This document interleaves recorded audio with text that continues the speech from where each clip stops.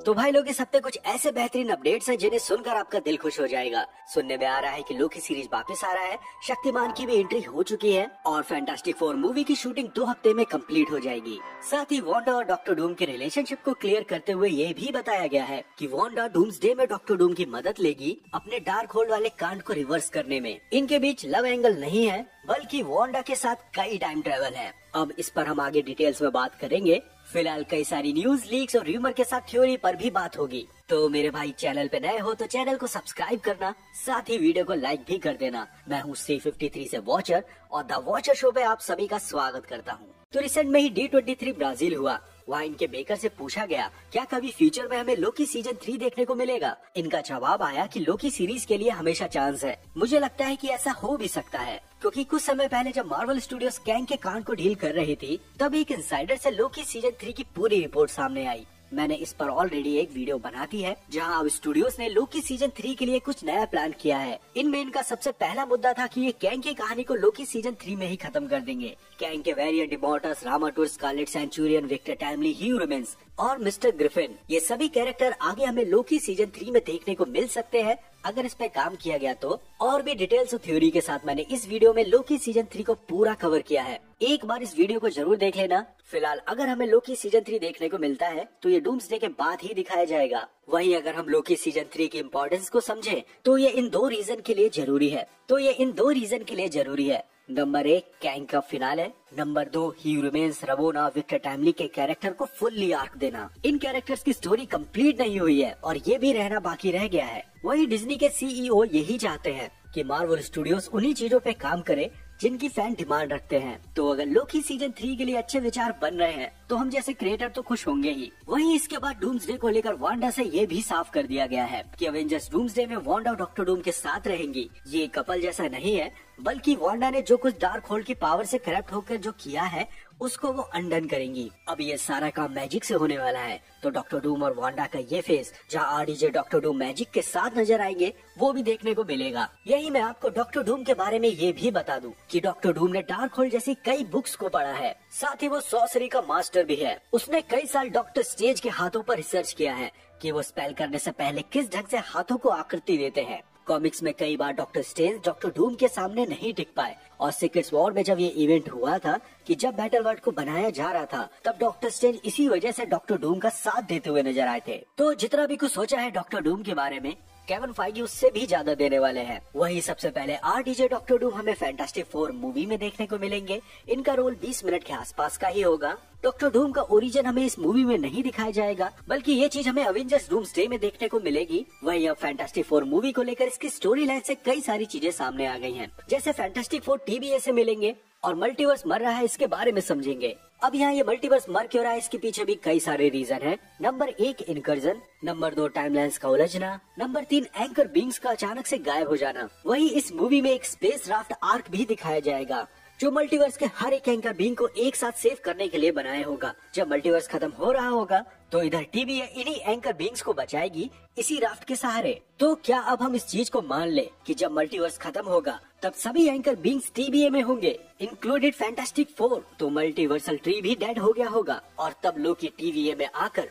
इन सभी anchor beings super hero को guide करेगा। और अगर सच में ऐसा मूवमेंट बनता है तो ये मल्टीवर्स की सबसे बेहतरीन अवेंजर्स टीम होगी, जिसको बोला जा सकता है अवेंजर प्राइम। कॉमिक्स में एक टाइम पर लोकी भी अवेंजर प्राइम बनता है और ये सिनेमैटिक यूनिवर्स में जितना भी कुछ हो रहा है ये इसी तरफ जा रहा है। वहीं फैंटास्टिक फोर से ये भी क्लियर कर दिया गया है कि आपको इसमें कई सारे कॉमिक कॉल बैक भी देखने को मिलेंगे। साथ ही फैंटास्टिक फोर कई सारी टाइमलाइंस में भी दिखेंगे और ये सब टाइम ट्रेवल से नहीं होगा, ये होगा डायमेंशनल ट्रेवल से। अब इतना कुछ हो रहा है फैंटास्टिक फोर के लिए तो उम्मीदें तो बढ़ ही जाती हैं। वहीं इसके अलग मार्वल स्टूडियोज ने व्हाट इफ सीजन 3 का एक ट्रेलर ड्रॉप कर दिया है। मैंने भी इस पर एक ब्रेकडाउन बना दिया है, आप ये वाली वीडियो देख लेना। फिलहाल कोहरी को आप यहाँ इसके नए लुक में देख सकते हो। इधर इसके कॉस्ट्यूम में स्पेस टच दिया गया है, क्योंकि इसको पावर टेसरेक्ट से मिली है, इसीलिए इसके कॉस्ट्यूम को यूनिवर्स जैसा दिखाया है। गॉडेस ऑफ थंडर स्टॉर्म भी इसमें देखने को मिली है। ये एक्समैन का ऐसा पहला कैरेक्टर है जो हमें यहाँ देखने को मिला। वहीं अगर हम बात करें कि ये स्टॉर्म थॉर कैसे है, तो हमें यहाँ पर एक ऐसी रियलिटी को दिखाया जाएगा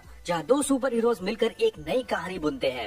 ये लगभग इन्फिनिटी वॉर कॉमिक स्टोरी जैसा रहेगा। इस सीरीज में दो सुपर हीरोज मिलकर एक नया कैरेक्टर बनाते हैं, जैसे सोल्जर स्ट्रेंज, कैप्टन अमेरिका और डॉक्टर स्ट्रेंज की सोल मिलकर ये कैरेक्टर बनाती है। आयरन मैन और थॉर मिलकर आयरन हैमर बनते हैं। ऐसे और भी कैरेक्टर हैं जो हमें इस कॉमिक सीरीज में दिखाए गए हैं। और व्हाट इफ में स्टॉर्म को थॉर के साथ दिखाना ये एक जिज्ञासा जगह देता है कि बाकी सुपर हीरोज की कहानी क्या होगी। Captain America, iron man, Spiderman और हल्क क्या ये भी किसी एक्स मैन के साथ मर्ज हो गए हैं? इन सब को देखने में मजा आएगा। और आप मुझे कमेंट्स में बताओ कि आप कौन कौन से दो कैरेक्टर को एक साथ मर्ज होता देखना चाहोगे। वही इस सीरीज में कोहरी की तरह एक नया कैरेक्टर भी इंट्रोड्यूस हुआ है जिसका नाम है बर्डी, और ये एमसीयू का दूसरा ओरिजिनल कैरेक्टर्स में से एक है। पहला कैरेक्टर आपको अगर पता है तो नीचे कमेंट बॉक्स में जरूर शेयर करना। वहीं इसके बाद एमसीयू के एक्स मैन को लेकर केविन फाइगी ने कुछ अपने शब्द बोले हैं। उन्होंने कहा कि फ्यूचर में एक्स मैन जरूरी है और वो सीक्रेट्स वॉर को बनाते बनाते एक्स मैन की भी नींव रख देंगे, और इस ढंग से फ्यूचर में एक्स मैन एक जरूरी हिस्सा हो जाएगा मार्वल सिनेमैटिक यूनिवर्स का। इसके बाद गेम ऑफ थ्रोन से ये अपडेट है कि इस मूवी पर काम किया जा रहा है। ये ऑफिशियली HBO की तरफ से आया है और सच बता रहा हूँ मैंने इसका एक भी एपिसोड नहीं देखा। आप मुझे बताओ ये देखना लायक है और अपना समय देना इस सीरीज के लिए सही है? इसके बाद डीसी से पीस मेकर से ये अपडेट है कि इसका सीजन 2 हमें अगली साल अगस्त 2025 में देखने को मिलेगा। वहीं अब एमसीयू में फिर से डिफेंडर्स की टीम असेंबल हो रही है। नेटफ्लिक्स पर आपने Luke Cage, Iron Fist, Jessica Jones और डेयरडेविल को देखा था। वो वाइब फिर से रिक्रिएट करने की कोशिश की जा रही है और डेयरडेविल बॉर्न अगेन में इसकी शुरुआत भी कर देंगे। कई पुराने कैरेक्टर्स के हिंट दिए जाएंगे और इनके टाइमलाइंस को लेकर जो भी कंफ्यूजन है वो भी दूर होगा। फिर इसके बाद जो पिछले महीने venom the last dance release हुई थी उसने अब तक 400 मिलियन वर्ल्ड वाइड कमा लिया है। और इधर मार्वल ने ऑफिशियली ये बता दिया है कि वंडरमैन सीरीज में हमें 8 एपिसोड्स देखने को मिलेंगे। सोनी ने भी अपनी upcoming movie cave in the Hunter के रन टाइम के बारे में ये बताया कि ये मूवी 2 घंटा 6 मिनट की होने वाली है और अब तक की ये सबसे लंबी मूवी होगी सोनी के स्पाइडरवर्स की। स्पाइडरवर्स से याद आया कि एमसीयू माइल्स मोरालेस को जल्दी दिखाने वाला है। बस सोनी की animated movies Spiderman beyond the Spider-Verse release हो जाए, उसके बाद मार्वल स्टूडियोज माइल्स मोरालेस पर फोकस करेगा। 616 पर माइल्स मोरालेस पहले से ही है। अगर आप भूल गए हो तो स्पाइडरमैन होम कमिंग में हमने यहाँ माइल्स मोरालेस के अंकल को देखा जिसके लिए इसके अंकल आइसक्रीम ले जा रहे थे, तो इस रेफरेंस से वो 7-8 साल का ही होगा एमसीयू में। और 2024 के आते आते वो 14-15 साल का हो गया होगा। 2027 में सीक्रेट वॉर्स इवेंट होगा और तब तक वो 17-18 साल का हो जाएगा। और यही एज थी माइल्स मोरालेस की जब वो स्पाइडरमैन बना था। तो एमसीयू ने ये सब कुछ पहले ही प्लान कर रखा है, बस इंतजार है सोनी के कुछ कांड से दूर हटने का। वही 10-13 साल का लड़का भी प्ले करने वाला है मिस्टर फैंटास्टिक 4 के बेटे का रोल। यह होगा फ्रैंकलिन रिचर्ड्स, जिसने सीक्रेट्स वॉर कॉमिक सीरीज में मल्टीवर्स को रिस्टोर करने में मदद की थी।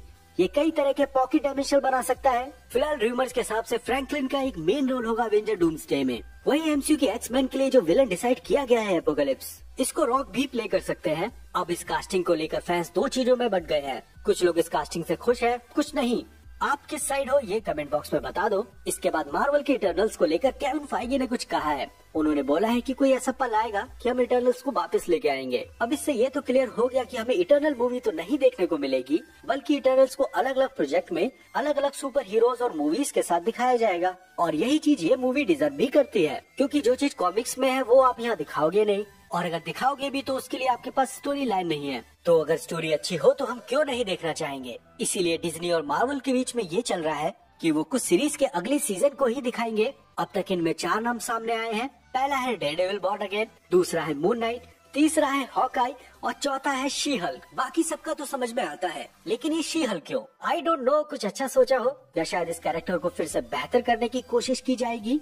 फिर इसके बाद जब केविन फाइगी से ये पूछा गया कि आपके 3 फेवरेट एमसीयू मूवमेंट्स कौन कौन से हैं, तब उन्होंने बताया कि उनका पहला था जब टोनी स्टार्क ने ये कहा कि आई एम आयरन मैन, दूसरा जब ब्लैक पैंथर रिवील होता है कि वो ब्लैक पैंथर है, तीसरा जो एंड गेम में पोर्टल वाला सीन था। तो ये 3 मोमेंट है केविन फाइगी के फेवरेट। और अगर आपकी कोई ऐसे फेवरेट मोमेंट है जिसके बारे में कोई तुमसे नहीं पूछ रहा तो मुझे नीचे कमेंट बॉक्स में बता सकते हो। फिर इसके बाद जो अभी D23 ब्राजील हुआ है, वहाँ एक्स-मैन 97 सीजन 2 का एक छोटा सा प्रोमो दिखाया गया जिसमें हमें मैग्नेटो पूरी दाढ़ी के साथ दिखा है। इन सब के बाद हल्क को लेकर एक बेहतरीन र्यूमर सामने आया है, जहाँ अब ये बताया जा रहा है कि अवेंजर डूम्सडे में जो हल्क हमें दिखाया जाएगा वो इस मूवी में मैस्ट्रो में बदलेगा। अब यहाँ मैस्ट्रो क्या चीज है? तो कॉमिक्स में जब हल्क बूढ़ा हो जाता है तब वो मैस्ट्रो बनता है। ये सबसे इविल वर्जन है हल्क का। और यहाँ ये हल्क डूम्सडे में कैसे मैस्ट्रो बनेगा, इसके पीछे एक ही रीजन है कि अगर हल्क पर कई सारा टाइम फ्लो कर दिया जाए, मतलब टाइम बढ़ाकर उसे बूढ़ा किया जाए, तब वो मैस्ट्रो बन सकता है। या हल्क का फ्यूचर सेल्फ जो पास्ट में आएगा डूम्सडे के टाइम,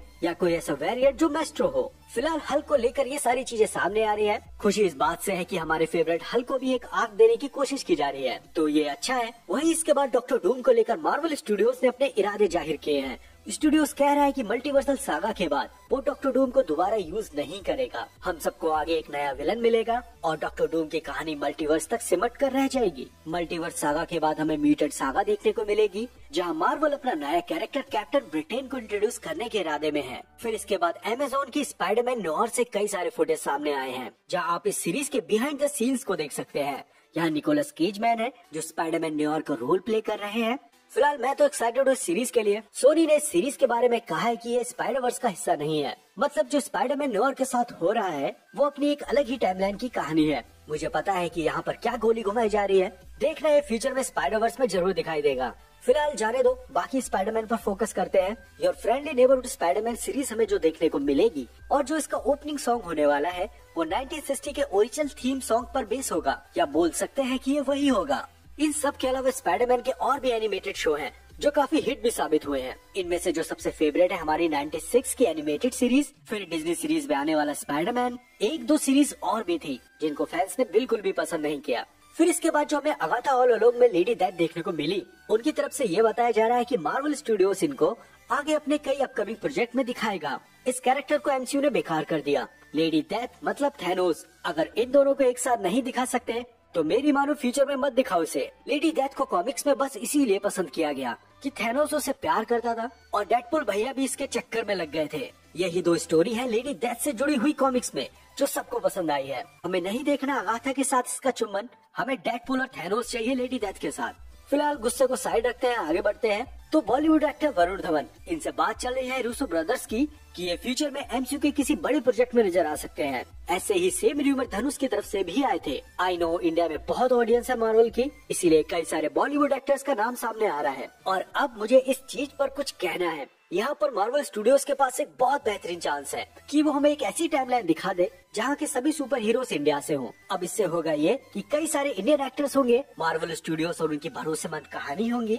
और मार्वल स्टूडियोज को एक ऐसा मार्केट मिल जाएगा जो मूवीज के कमाई के मामले में सबसे आगे है। मार्वल स्टूडियोज जानता है कि इंडिया में कितना पैसा है, और एक ऐसी टाइमलाइन को दिखा देना जहाँ सभी सुपर हीरोज इंडिया से हो, तो ये चीज एमसीयू फैंस को पागल कर देगी। एक बार सोच के देखो जरा इसके बारे में। वरुण धवन एंटमैन, राजकुमार राव हल्क, ऋतिक रोशन थॉर, महेश बाबू आयरन मैन, और बाकी भी और भी कैरेक्टर है जिनको हम ऐसा कर सकते हैं। लेकिन अगर मार्वल स्टूडियोज चाहे तो इंडियन फैंस हमेशा से ही अपने टच में एक सुपर हीरोज देखना चाहते हैं। राज कॉमिक्स से डोंगा, गमराज, बाकेलाल, तिरंगा, कमांडो, ध्रुव और नागराज जैसे कैरेक्टर ने बचपन को रंगीन कर दिया था। अब बॉलीवुड इस सुपर हीरोज कल्चर को फॉलो नहीं करता। रीजन सिर्फ एक ही है, वीएफएक्स और पैसा, और हाँ 100% स्टोरी लाइन भी।